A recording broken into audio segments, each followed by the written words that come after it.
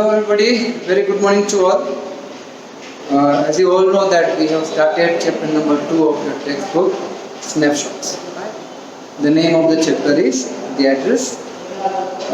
I had told you in the first video that it is a little bit confusing and difficult chapter. And that is why in the first video of this chapter, we had covered only half page of that particular chapter. Today we are going to continue this chapter from page number 11. But before we start, let me tell you what happens in the first page. As the name of the chapter itself suggests, the name of the chapter is the address.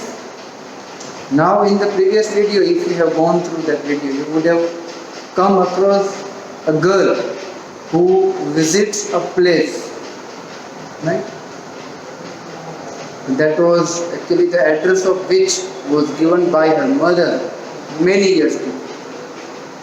So after many years, she decided to go to that place on the address which was given by her mother. She knocked the door. One lady opened the door. She wanted to go inside, but somehow the lady did not allow her to enter the house. For a while, this girl had a negative thought that it could be a mistaken place, or it could be someone else's home. It may not be the home of a person whose address was there on the piece of paper, right? So for a while she thought of going back, but again when she looked at the gown that the lady was wearing, based on that she understood that this is the same lady whose address was given by this girl's mother. She remains there. This happens in the first page of the chapter. Now we are going to start with the next page. A door opened and closed in the passage behind her. A musty smell emerged. दरवाजा खोला, थोड़ा खुला, फिर से बंद हुआ. एक musty, unpleasant smell इसको experience हुई, feel हुई. I regret I cannot do anything for you. This lady said to this girl that, my dear, मुझे माफ कर देना, मैं तुम्हारी कोई मदद नहीं कर सकती. I have come here specially on the train. I wanted to talk to you for a moment. मैं तुमको मिलने के लिए एक ट्रेन से आई हूँ, स्पेशली दूर दराज से. मुझे बात करनी. It is not convenient for me now. अभी इतना एक कहते हैं ना फेवरेबल माहौल नहीं है कि मैं तुमसे बात कर सकूं. तो sorry, I can't see you. Another, फिर कभी आना. She nodded and cautiously closed the door as though no one inside the house should be disturbed. दरवाजा ऐसा मना कर दिया. लेडी ने दरवाजा इस तरह से बंद किया जैसे अंदर कोई है और वो डिस्टर्ब ना हो. इस तरह से जैसे दरवाजा एकदम धीरे से बंद किया. I stood where I was on the step. ये लेडी वहाँ खड़ी रहती है, girl. The curtain in front of the bay window moved. Bay window is a type of window. वहाँ पर एक curtain लगा था. Curtain ऐसे. Someone stared at me. वहाँ से जैसे कोई मेरे ओर ऐसे घूर रहा. And would then have asked what I wanted. जैसे मुझे ऐसा भ्रम हुआ कि उसने मुझे पूछा कि हेलो, क्या काम है? Oh, nothing. The woman would have said, it was nothing. कुछ नहीं पाया, ऐसे ही देख. I looked at the nameplate again because this lady who did not allow this girl to enter her home. उसने कहा कि फिर कभी आना. So this girl had a doubt for a while that had she been to some other place, had she knocked the door of someone else home. लेकिन जब name plate देखी, डॉलिंग इट से एड्रेस में भी वही लिखा in black letters on white enamel. White colour का मार्बल का पत्थर था वहाँ पर. एंड ऑन द जैम लकड़े के जो दरवाजा होता है ऊपर लिखा था ना, थोड़ा ऊपर नेम प्लेट जैसा होता है, वहाँ लिखा था द नंबर 46। एड्रेस में भी वही लिखा था, नेम प्लेट पर डॉलिंग, घर का number. It means the lady was, I mean the girl was at the right address. वो गलत पता लेकर नहीं निकली, सही पता लेकर ही निकली।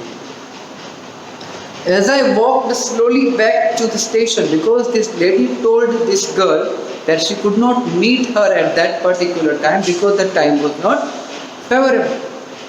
तो ये लड़की निकल पड़ती है, ठीक है कोई बात नहीं, तो स्टेशन की ओर वो जा रही है। As I walked slowly back to the station, I thought about my mother. Flashback में जाती है, पास्ट ईयर तक, who had given me the address years ago, और सालों पहले ही address. It had been in the first half of the war. जो world war चल रहा था, आधा पूरा हुआ था, आधा खत्म हुआ था, आधा अभी बाकी था, स्ट्रेच होने वाला उसी वक्त। I was home for a few days and it struck me immediately that something or the other about the rooms had changed. Maybe due to the war, यहाँ लिखा है ना कि I was home for a few days. It means ये lady, ये girl अपने घर पर ही थी, उस पास्ट की बात है, क्योंकि वॉर के कारण हो सकता है that her school was closed, और हो सकता है she was studying somewhere else, और वहाँ भी युद्ध होने के कारण स्कूल्स बंद थे, हॉस्टल्स बंद हो गए। तो लड़की घर पे ही थी उस वक्त, और उसने तुरंत ही कुछ नोटिस किया। क्या किया? I was home for a few day and it struck me immediately. अचानक ही दिमाग में आया क्या? That something or other about the rooms had changed. आप अपने घर को अच्छे से पहचानते हो, you know where exactly the things are. So after some days of being outside, when you come home, if there is a change made, जैसे TV पर कोई चीज़ हुआ करती थी, आपका फोटो हुआ करता था, आपका फोटो नहीं है तो you would immediately notice कि मम्मा फोटो कहाँ। ऐसा ही इस लड़की ने नोटिस किया। ये पास्ट की बात करें, when she was going back to the station, तब उसने नोटिस किया कि पास्ट में मेरी मम्मी ने जब मुझे एड्रेस दिया था, मैं मेरे घर पे थी और स्कूल बंद थी, तो क्योंकि अब वो पूरा दिन घर पे रहती, तो she noticed some changes in the room. I hope you are clear with that. I missed various things. My mother was surprised I should have noticed so quickly. Mummy को भी सरप्राइज, अरे बेटा अच्छा इतना सारा ध्यान तुम्हारा गया, जबकि तुम होती नहीं हो घर पे time regular. Then she told me about Mrs Dorling. उसी वक्त मम्मी ने मिसेस डॉलिंग के बारे में बताया, जिसके घर से ये वापस आ रही है बिना हाथ, खाली हाथ, कुछ लिए। Then she told me about Mrs. Dolling. I had never heard of her, but apparently she was an old acquaintance of my mother. ज़्यादा कुछ नहीं जानती थी मम्मी, मैं यानी ये गर्ल उसके बारे में, लेकिन धीरे धीरे बातों से पता चला कि मम्मी की कोई पुरानी पहचान है family. Whom she hadn't seen for years.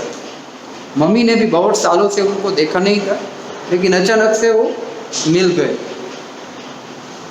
She had suddenly turned up. सालों के बाद वो दिखी ये lady Dorling. And renewed their contact renew हुआ। अरे भाई कैसे हो, अरे बहुत साल के बाद मिले, तो अब हम टच में रहेंगे, ऐसा कुछ। Since then she had come regularly.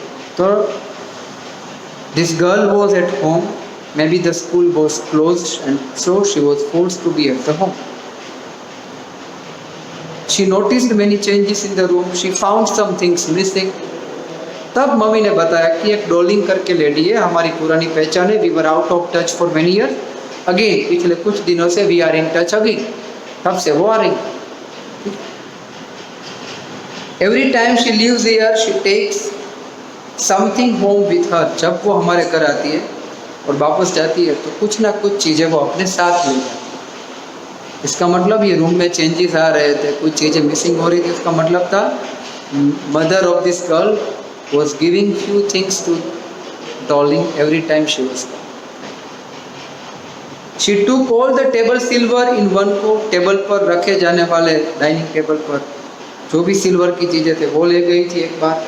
And then the antique plates that hung there, पुरानी एंटिक चीज़ें ले गई थी प्लेट्स खाने की। She had trouble lugging those large vases, बहुत भारी भारी था वजन। And I am worried she got a crick in her back from the crockery, इतना वजन था तो हमको लगा भी कि उसको कोई प्रॉब्लम ना हो जाए बैग में। My mother shook her head pityingly, I would never have dared ask her. लड़की ने जब ये देख, मम्मी ने बताया कि हर रोज़ ये चीज़ें ले जाती है जब आती है, तो लड़की की हिम्मत तो नहीं हुई कि mummy why are you giving our things to this girl. Mummy ने सामने से बताया, I would never have dared ask her, she suggested it to me herself. उन्होंने खुद बताया। She one insisted, she wanted to save all my nice things, if we have to live here we shall lose everything. अगर हम यहाँ से निकल गए और यहाँ सारी चीज़ें छोड़ के, तो वॉर के कारण अगर हमारा कंट्री गुलाम हो गया दूसरे कंट्री का, हम सारी चीज़ें खो देंगे। तो डॉलिंग्स के घर सारी चीज़ें रहेगी, हो सकता है सेफ रहे। Have you agreed with her that she should keep everything? I asked, पूछ ही लिया मम्मी, इसका मतलब ये है कि हमारी सारी चीज़ें वो ले लेगी? As if that is necessary, my mother cried, अगर जरूरी लगा तो सब रखेगी। It would simply be an insult to talk like that. Mummy कहती है बेटा ये तो इंसल्ट कर रही हो, वो हमारी चीज़ें प्रिजर्व कर रही है, सेफ रख रही है और तुम उसको डाउट्स कर रही हो। And think about the risk she is running each time she goes out of our door with a full suitcase of और बैग। जब वो सारी चीज़ें निकलती है लेकर बाहर, तो कोई तो डाउट करेगा, कोई पकड़ लेगा, कोई अटैक करेगा, तो she is taking the risk also. तो अगर थोड़ी चीज़ें उसमें से रख भी ले, it is not wrong. Okay, तो बेटा डाउट मत करो, हो सकता है possibly we would get all our things back. इसलिए मम्मी ने डॉलिंग्स का एड्रेस भी दिया कि तुम बड़ी हो जाओ, पॉसिबल हो तो उसके पास जाना and try to get things. Okay children, I hope you have understood this. Next video में नेक्स्ट पेज पर आगे बढ़ेंगे और पढ़ेंगे। Till then take good care, see you, take care, जय हिंद।